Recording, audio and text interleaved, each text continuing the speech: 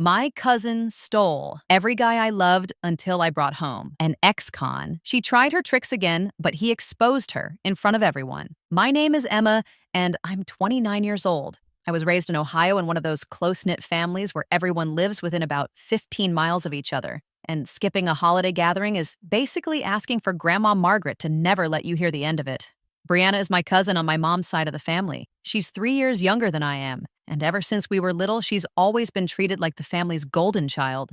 The thing about Brianna is that she's unbelievably attractive. I'm talking about the kind of beauty that's almost unfair. She has long blonde hair, striking green eyes, a flawless figure, and she's the type of woman who could throw on a trash bag and still have guys falling over themselves to get her attention. The biggest problem is that she's fully aware of the effects she has on people, and she's known it since we were teenagers. The first time I really noticed it was when I was 21. I just started dating a guy named Derek.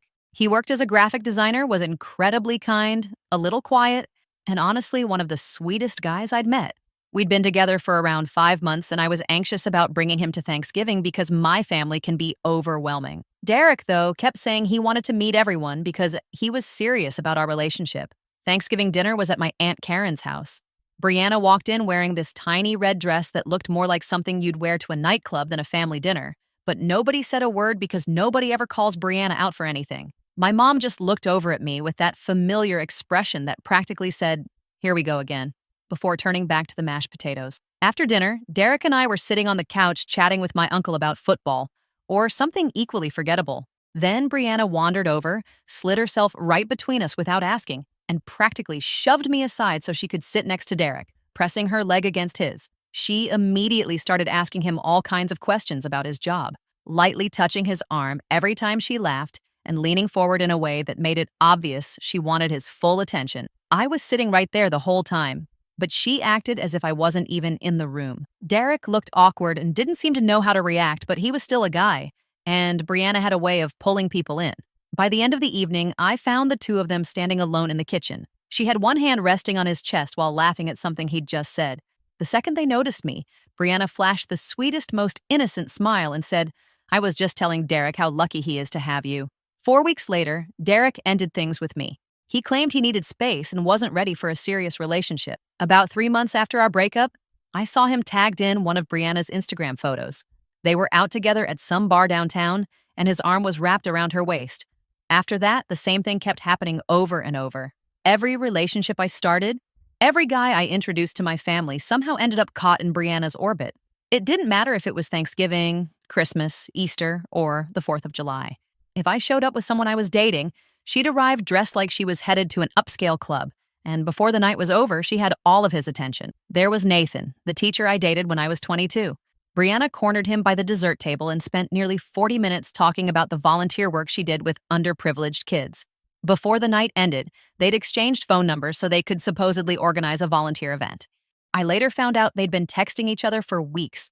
Then there was Ethan, the accountant. Brianna convinced him to come help move furniture at her apartment, and somehow I wasn't invited. When I asked Ethan about it, he immediately got defensive and accused me of being jealous and controlling. After him came Jason, then Kyle, then Brandon. Every single one of them followed the exact same pattern. What hurt the most wasn't even Brianna's behavior. It was the fact that my family acted like it was completely normal. My mom would quietly pull me aside and insist Brianna was still young and didn't really mean anything by it. My aunt actually told me that if I couldn't handle a little competition, maybe I shouldn't bring boyfriends to family gatherings in the first place. Even my grandma said I should try being more feminine because maybe then I'd be able to keep a man's attention. Eventually, I gave up. For years, I stopped bringing anyone I dated to family events. I always showed up alone and told everyone I was focused on building my career and perfectly happy being single. The truth was, I never actually stopped dating. I just refused to give Brianna another opportunity to ruin another relationship. Then, when I was 27, everything changed because I met Adam. He honestly seemed like everything I'd been hoping for. He was a doctor, funny without trying too hard, kind, handsome, and incredibly thoughtful. By the time we'd been together for 10 months, I realized it was the healthiest and most stable relationship I'd ever experienced.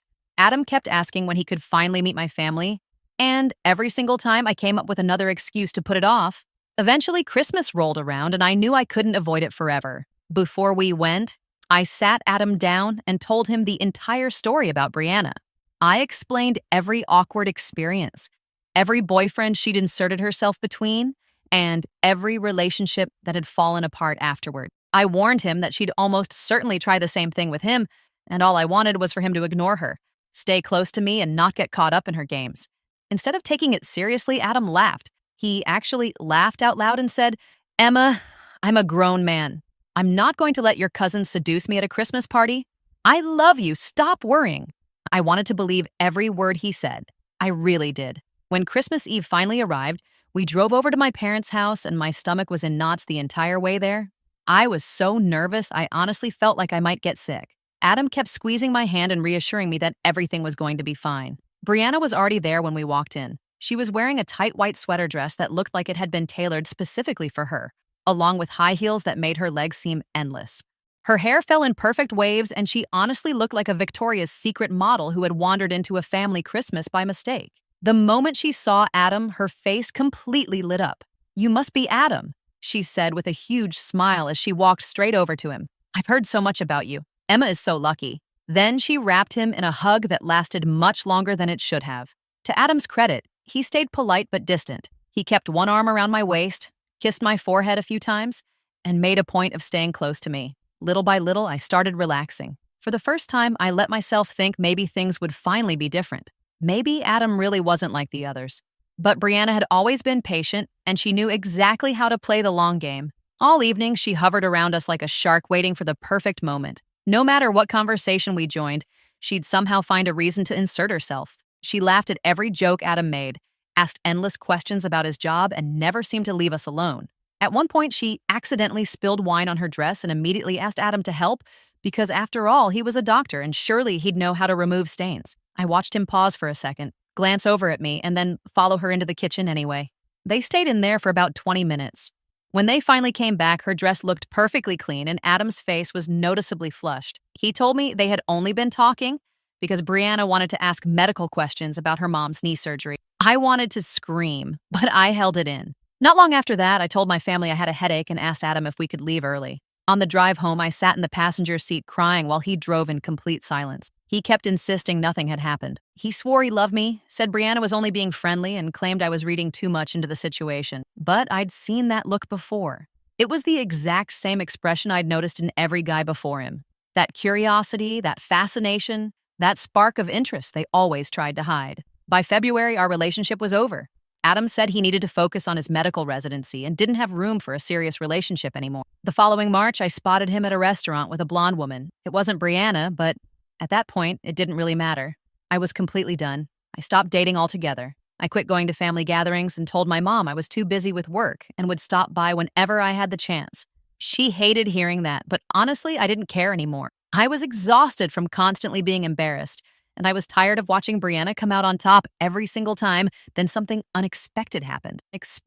I started volunteering for a literacy program at my local library. One of the projects involved writing letters to inmates who were trying to improve their reading and writing skills before being released. I signed up mostly because I needed something meaningful to fill my time, and helping people learn seemed like a worthwhile way to do that. They paired me with an inmate named Daniel. He was 36 years old and serving the final 3 years of a 9-year sentence for armed robbery. His first letter was simple and brief. He thanked me for volunteering and said he hoped improving his writing would help him build a better life once he got out. I wrote back and introduced myself. I told him I worked as a project manager for a tech company, loved spending time hiking, mentioned what the weather had been like in Ohio, and shared a few other ordinary details about my life. He wrote back with a much longer letter the next time. He told me about growing up in Cleveland, the bad decisions he made when he was younger, and how spending time in prison had forced him to think about the kind of man he wanted to become. His writing wasn't polished, but it was honest, and there was something raw and genuine about it that I found incredibly refreshing. We started out exchanging letters once a week, then it became twice a week, and before long we were writing to each other almost every single day. Daniel told me about the books he was reading, the anger management classes he was taking, and all the plans he had for rebuilding his life after he got out. He wanted to find work in construction and maybe enroll in community college once he was settled.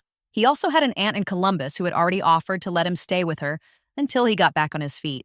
In return, I opened up about my own life. I told him about my family, about Brianna, and about how years of dealing with her had left me feeling invisible, never good enough, and constantly angry.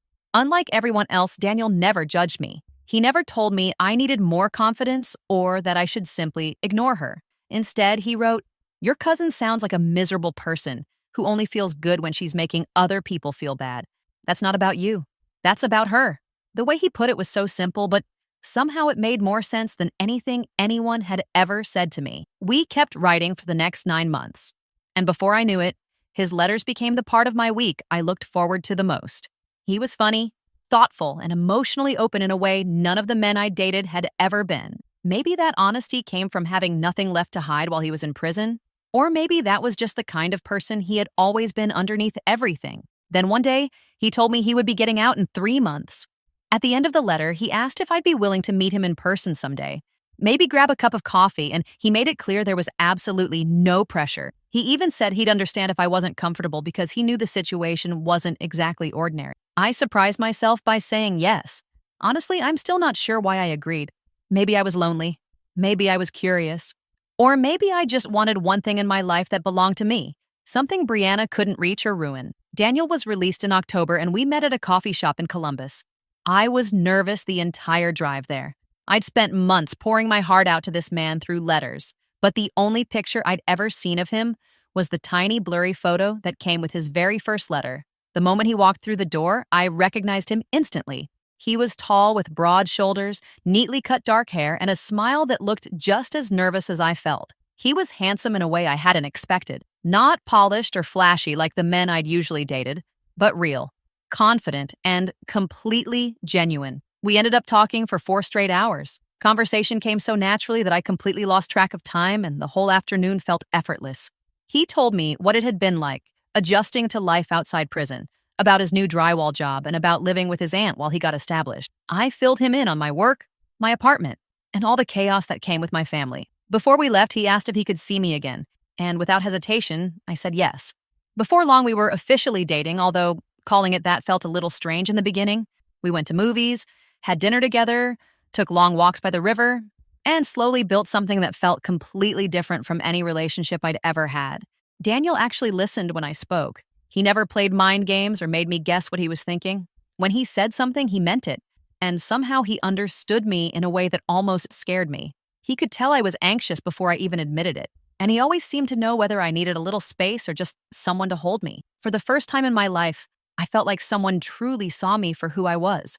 Then, in November, my mom finally got through to me after weeks of unanswered calls and asked if I was coming home for Thanksgiving. When I finally answered, she told me the whole family missed me. Grandma Margaret kept asking where I was, and everyone noticed it had been nearly a year since I'd attended a family holiday. I told her I'd think about it, even though I wasn't sure I wanted to go. That night, Daniel and I were lying in bed when I mentioned the conversation. He asked why I seemed so reluctant, and I ended up telling him the entire story about Brianna all over again. I explained the pattern, how every relationship I'd ever had somehow ended the same way, and why I couldn't put myself through that kind of humiliation one more time.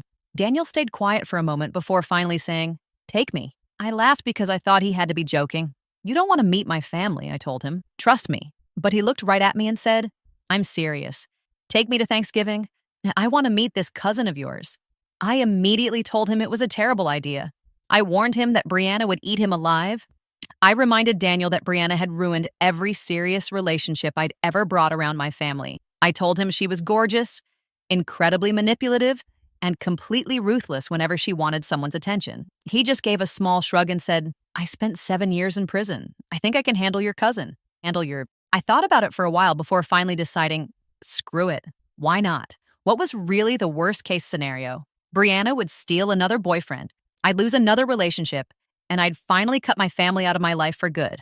Honestly, I already felt halfway to that point anyway, so I agreed. When Thanksgiving morning came, I woke up with a knot in my stomach that wouldn't go away. Daniel, on the other hand, looked completely relaxed. He wore a clean button-down shirt with a pair of jeans, nothing flashy or expensive. His hair was neatly trimmed. He'd shaved that morning, and he looked like any ordinary guy bringing his girlfriend home to meet her family. On the drive to my parents' house, I gave him one last warning. "Brianna is going to come after you," I told him. "She'll flirt with you, touch your arm, try to get you alone, and do everything she can to get your attention. Please stay close to me and don't fall for it."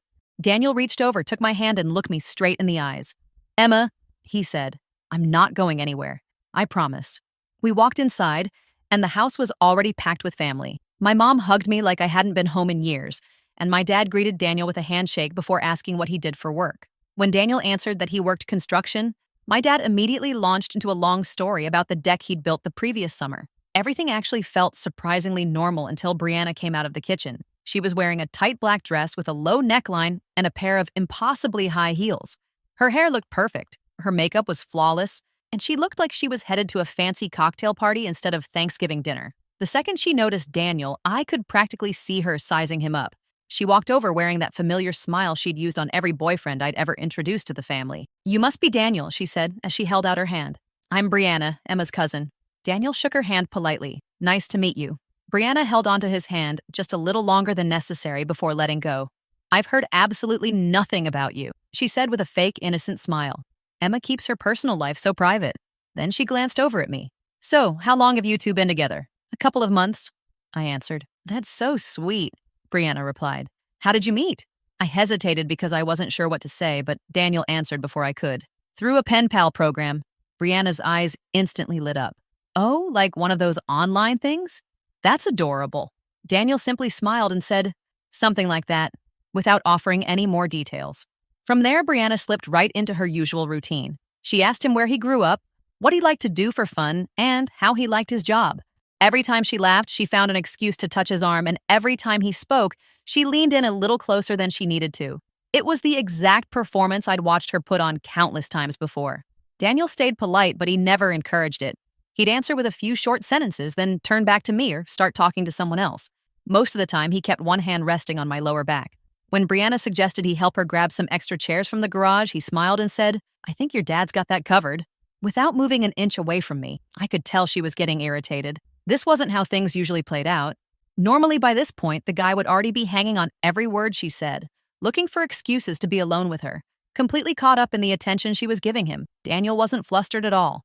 If anything, he seemed barely interested. Dinner went the same way. Brianna sat directly across from us and spent the entire meal trying to pull Daniel into conversation. She asked about sports, movies, music, and filled the table with stories that were obviously meant to make her sound exciting and adventurous. She laughed way too hard at jokes that weren't even funny. Daniel remained friendly and respectful, nodding when it was appropriate and smiling now and then. But he spent far more time talking with my uncle about fishing and asking my grandma how she made her famous stuffing. Under the table, he quietly held my hand the entire time. After everyone finished eating, the family drifted into the living room to relax. That's when I saw Brianna corner Daniel near the drink table. From across the room, I watched with my heart pounding because I'd seen this exact scene play out too many times before. This was usually the moment everything started to fall apart. The private conversation, the exchanged phone numbers, and the beginning of another relationship slipping away. I watched Brianna move closer to Daniel. I saw her place a hand against his chest and lean in until she was whispering something directly into his ear. Instead of leaning toward her, Daniel took a step back. He replied with something I couldn't make out from across the room, then calmly walked away and came back to sit beside me on the couch. Brianna stayed standing by the drink table, looking completely shocked, like she couldn't believe what had just happened. My mom leaned over and quietly whispered, "I like this one. He seems steady." I almost burst into tears right there. We stayed for another hour and Brianna never gave up. She kept finding excuses to wander over and insert herself into whatever we were doing, but Daniel never took the bait. He stayed close to me, chatted with my family, and treated Brianna like she was just another relative instead of the center of everyone's world. By the time we finally got in the car to leave, I felt like I could breathe again for the first time in years. As we drove home, I finally asked him what Brianna had whispered to him by the drink table. He paused for a moment before answering. "She told me you were damaged, insecure, and that I could do better." Then he added, "She also gave me her phone number." My stomach instantly sank. "What did you say?" I asked. He looked over at me and said, "I told her I wasn't interested and that she should probably focus on becoming a better person before trying to ruin someone else's life." The second those words left his mouth, I started crying. They weren't tears of sadness. They were tears of pure relief, like years of fear, frustration, and disappointment had finally been lifted off my shoulders. Daniel pulled the car over to the side of the road without saying a word. He wrapped his arms around me while I cried in the passenger seat. He never told me to calm down or asked why I was crying. He just stayed there, holding me until I was ready to let go. Once I finally caught my breath, I looked at him and asked, "Why? Why didn't you fall for it? Every other guy has. She's beautiful, charming, and she always knows exactly what to say." Daniel looked at me like the answer was obvious. Emma, I spent 9 years in prison. You learn pretty fast how to recognize people who are full of garbage. Your cousin is miserable. You can see it in her eyes. She's not happy, and she's definitely not confident. She's desperate, and desperate people aren't interesting. Then he smiled and added, "Besides, I'm in love with you. Why would I want someone like her when I've already got you?" I leaned over and kissed him right there on the side of the road. I kissed him like I never wanted to let him go. Honestly, that should have been the end of everything. Daniel had proven he was different. Brianna had finally failed. And for once, I felt like I'd actually won. But life never wraps things up that neatly. About a week later, my mom called me sounding upset. She told me Brianna had shown up at her house crying, claiming I'd brought an ex-convict to Thanksgiving without warning anyone. Apparently, she'd looked Daniel up online, found his criminal record, and started telling everyone she felt unsafe and disrespected. I was furious. I told my mom, "Daniel served his sentence. He's a good man." Then I added that the only reason Brianna was making such a big deal out of it was because she couldn't manipulate him. My mom let out a long sigh before saying, "I know Brianna can be difficult, honey, but bringing someone with a felony conviction to a family gathering without telling everyone wasn't okay. Your father is really upset and Grandma Margaret is worried." I didn't even bother arguing anymore. I just hung up. For the next 4 weeks, I didn't speak to anyone in my family. My phone filled up with messages from relatives telling me how wrong I was. My aunt accused me of being selfish. My uncle said I should have warned everyone about Daniel's past. Even my cousin Olivia, who I'd always gotten along with, sent me a long message explaining that I needed to think about everyone else's feelings and sense of safety. The only person who took my side was my younger brother. His text simply said, "Brianna is such a drama queen. Daniel actually seems cool." Daniel felt awful about the whole situation. He told me maybe he should have insisted that I warn my family beforehand because he should have known his past would become an issue. I told him none of it was his fault. My family had been looking for any excuse they could find to turn Brianna into the victim again, just like they always had. Even so, I couldn't stop thinking about it. After finally finding someone honest and genuine, someone who truly cared about me, my family still couldn't be happy for us. Somehow Brianna had lost for the first time in her life, yet she'd still managed to make herself the center of everyone's attention. When Christmas came around, I didn't even consider going home. Instead, I spent the holiday with Daniel and his aunt, and for the first time in a long while, Christmas actually felt peaceful. Daniel's aunt made ham, mashed potatoes, and a simple Christmas dinner that felt more like home than anything I'd experienced growing up. She never asked me uncomfortable personal questions or slipped in passive-aggressive comments the way my relatives always did. It ended up being the happiest Christmas I'd ever had. Then, in January, I got an unexpected call from my cousin Olivia. She said she needed to see me in person because she had something important to tell me. My first instinct was to say no, but there was something in her voice that made me change my mind. We met at a coffee shop, and the moment I saw her, I knew something was wrong. She looked anxious. She ordered a latte but never actually drank it, just sat there holding the cup with both hands. After a long silence, she finally said, "I need to tell you something about Brianna, and you're not going to like it." I stayed quiet and waited for her to continue. Olivia took a deep breath before speaking again. Last year, Brianna started seeing a therapist. Aunt Karen made her go because she'd been having panic attacks. The therapist diagnosed her with something, I can't remember exactly what it was, but basically she's deeply insecure and depends on constant attention from men to feel good about herself. "That doesn't excuse what she's done," I said immediately. "I know," Olivia answered quickly. "I'm not trying to excuse her, but here's what happened. The therapist told her she needed to apologize to you and finally admit what she'd been doing all these years." She shook her head. Brianna refused. She insisted you were the real problem, that you were jealous, bitter, and that she didn't owe you an apology. I felt my stomach tighten. Olivia continued. "Then Thanksgiving happened, and everything changed. After you left with Daniel, Brianna came over to my apartment completely falling apart. She was crying because she couldn't understand why Daniel wasn't interested in her, or why none of her usual tricks worked. She kept saying she'd never felt invisible before." "Good," I replied without hesitation, and I meant every word. Olivia looked at me for a second before saying, "That's not even the worst part." She lowered her eyes to her untouched coffee. "Brianna's been stalking Daniel online. I mean, seriously stalking him. She found his old Facebook account from before prison, dug up news articles about his arrest, tracked down his ex-girlfriend, and even messaged her asking questions about him." I felt every bit of warmth leave my body. "What?" I asked, barely able to get the word out. "She's obsessed," Olivia said quietly. "She can't accept the fact that she lost. Now she's trying to dig up anything she can use against him so she can convince the family he's dangerous." She's the one who told your mom about his criminal record. She even printed out newspaper articles about his case and handed them to Grandma Margaret.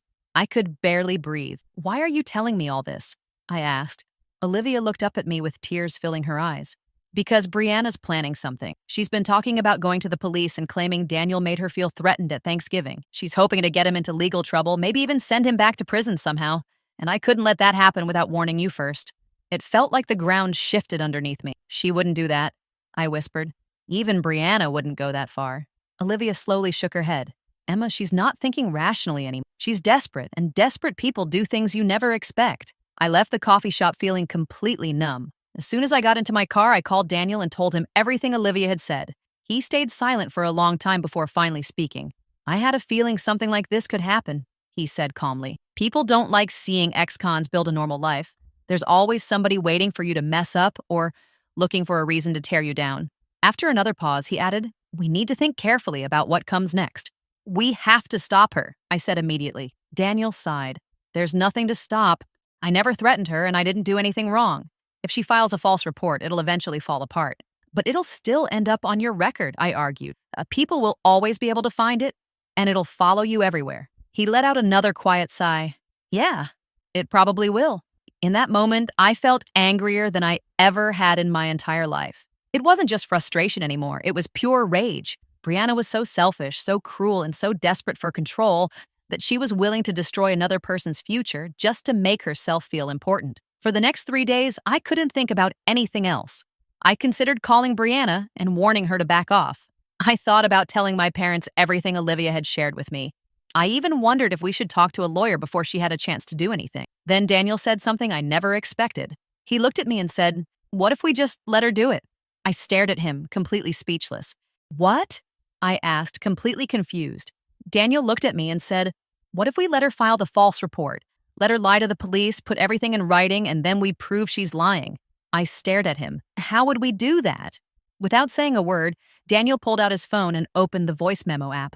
I recorded our conversation at Thanksgiving, he said. The one by the drink table when she gave me her number. I record a lot of conversations these days, just in case.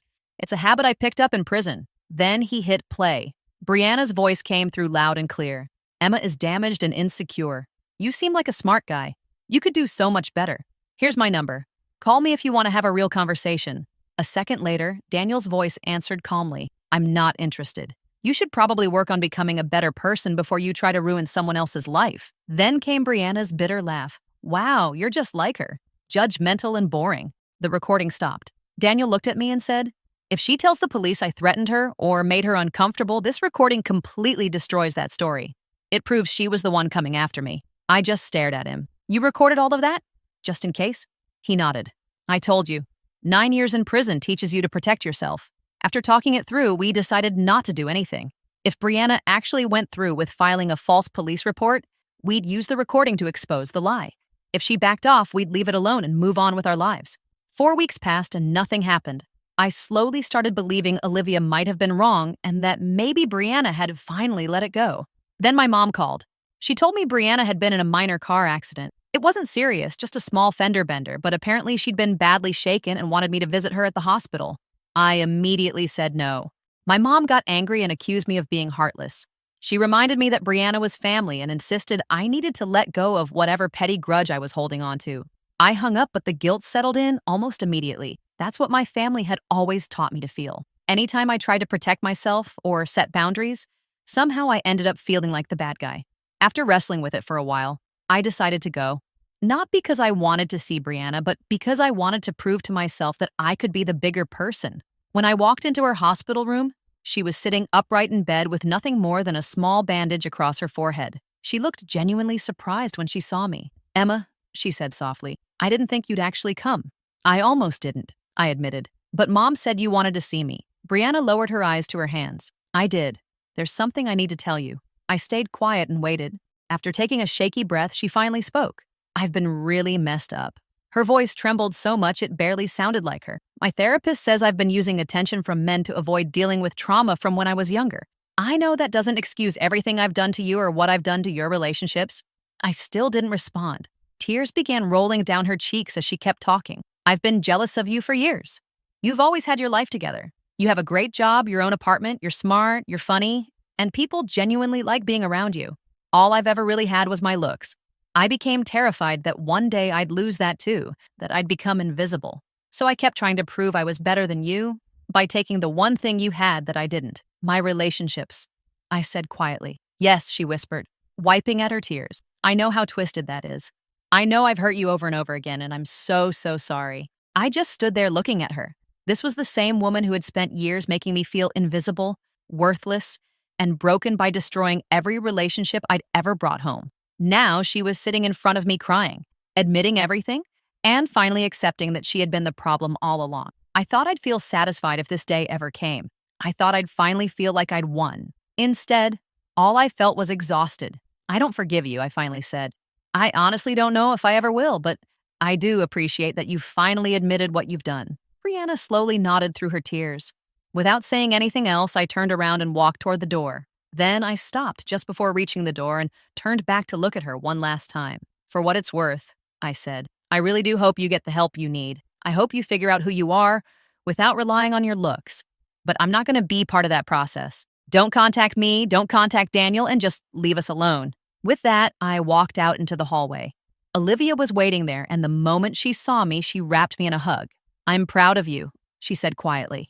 After a second, I asked her what had happened and why Brianna had suddenly decided to come clean. Olivia looked uneasy before answering. Her therapist called her this morning. Apparently, the police got in touch because Brianna had made an appointment to file a report against Daniel. The therapist convinced her it was a horrible idea, that it would destroy both of your lives, and told her she needed to face what she was actually feeling instead of trying to ruin someone else's future. I felt lightheaded. She was really going to do it?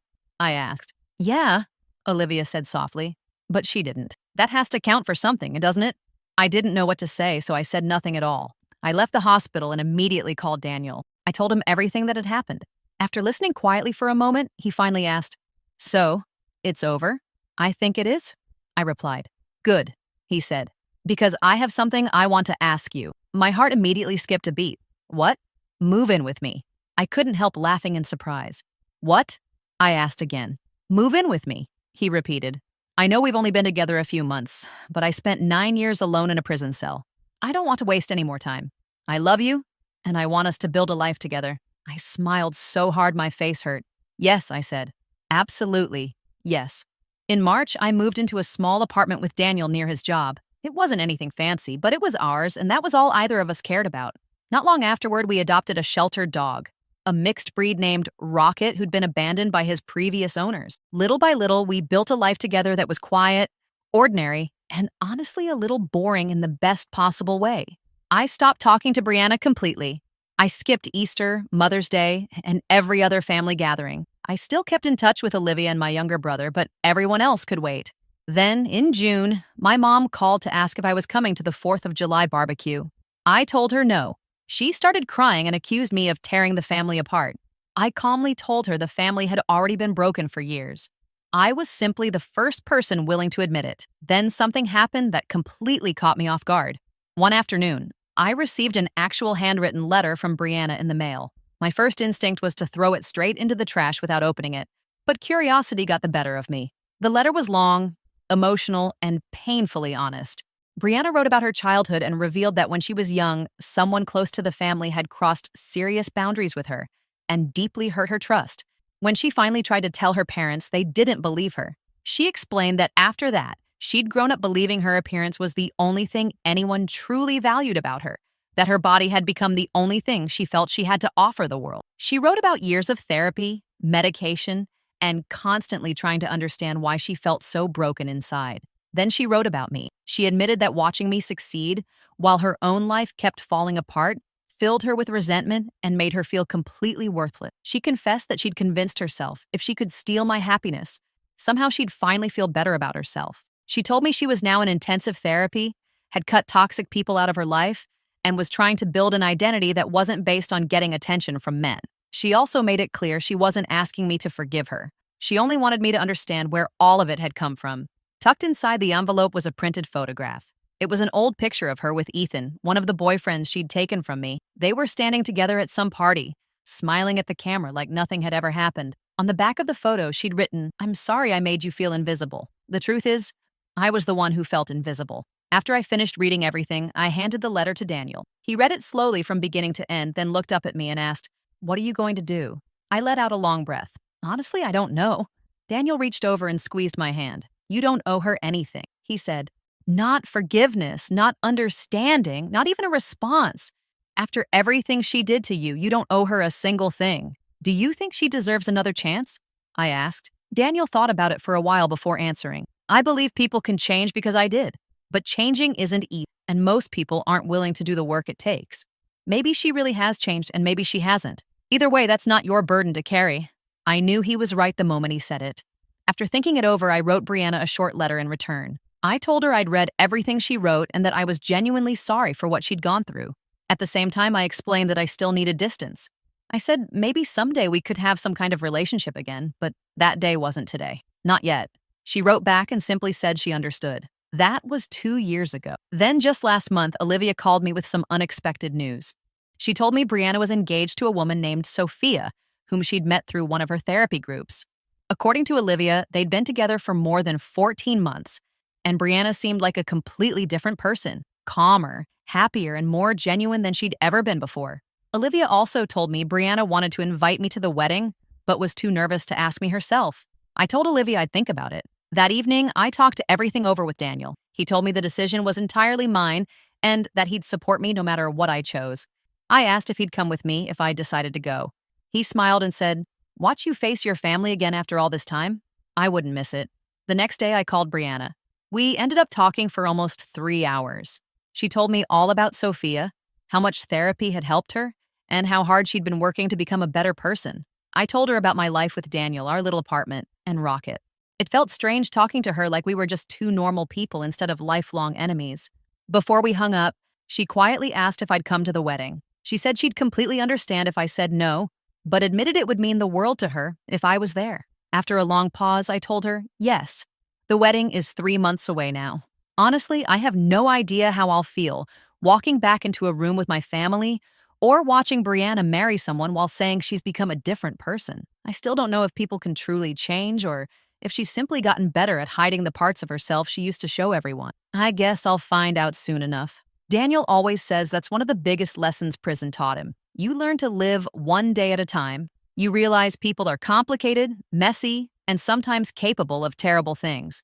But every once in a while, they surprise you. He says I surprised him because he never imagined he'd leave prison, meet someone who could look past his history and give him a chance at a normal life.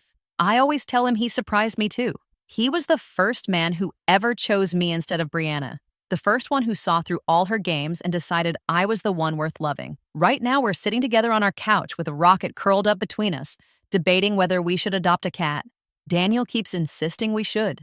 I remind him we already have a dog. He just grins and says, "That's exactly why we need a cat to balance things out." I can't stop laughing because somehow this is my life now. Arguing about pets with a man who spent 9 years in prison and still turned out to be the most honest, dependable, and loving person I've ever known. Just then my phone buzzes with a new text. It's from Brianna. "Thank you for saying yes to the wedding. It means everything to me." I smile, type back, "See you there," and hit send. I honestly don't know what will happen when that day comes. I don't know if Brianna and I will ever have a real relationship again, or if the rest of my family will ever understand why I spent so many years protecting myself from them. But for the first time in my life, I'm not losing sleep over any of it. I have Daniel, Rocket, our tiny apartment, and the quiet, ordinary, beautiful life we've built together. And that's enough. Honestly, it's more than enough. It's everything.